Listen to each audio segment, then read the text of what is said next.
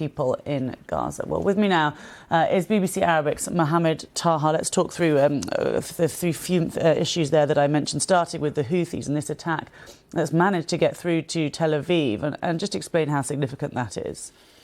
Well, the Israeli authorities said that the number of Israelis that injured from that missile rise to 16 people at the moment.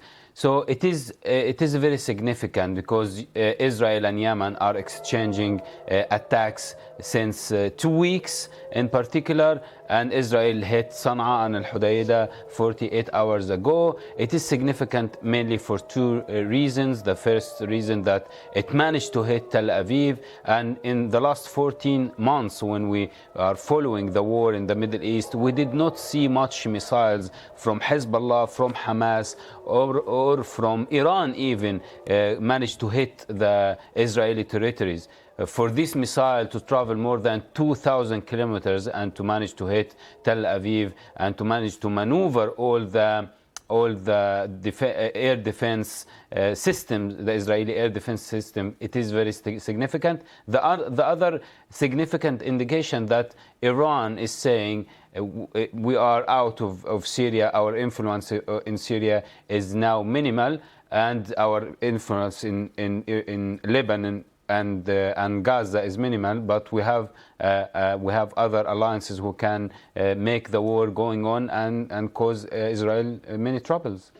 I also mentioned these US diplomats in Syria, and the talk of HTS, this rebel group, which is a proscribed terrorist group by the US, the UK, the UN, and then wanting to have that reconsidered and lifted. How do they go about that? What do they have to prove? What are the steps involved in becoming delisted as a terrorist group? Apparently, the interviews that has been done with the Western media between Ahmed al-Shar'a and many Western media, including the BBC, where he confirmed that Syria wouldn't be another Afghanistan, confirmed that he is respecting the women's rights, confirming that he will have an inclusive government. All of these statements from Ahmed al-Shar'a is indicating that he might have departed from his last past of being a leader in Al-Qaeda and affiliated to linked to IS as well. Of course, previously, yeah. Of course, indeed. So all of these statements apparently give some assurances. This meeting is obviously giving an indication that the United States is starting to support these new rulers in Syria, and they are starting to support rulers who are going to take Syria into an inclusive government and a country that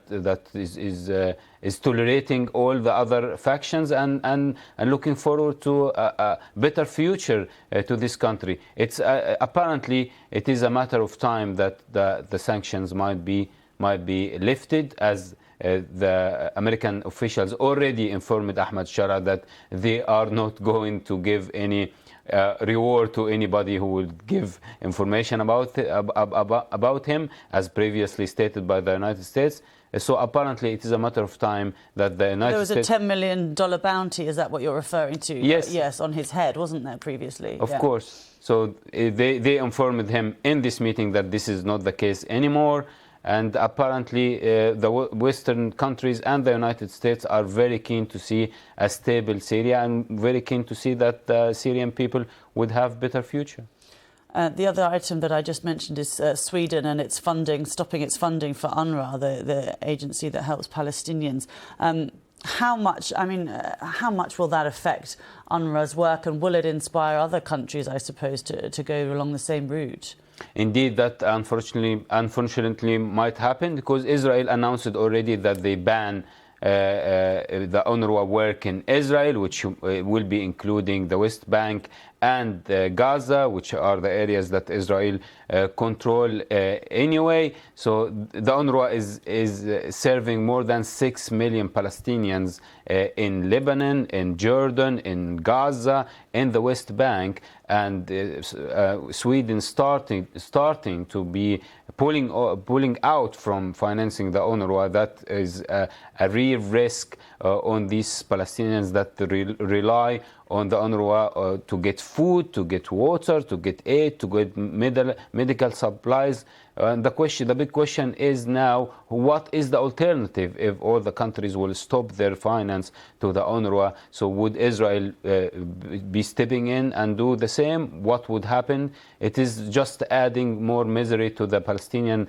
people, who are really eager to believe, to have ceasefire and to have more aid. Yeah, okay. Well, thank you so much for talking us through all of those different items. Thank you, Mohamed Taha there from BBC Arabic. Thank you.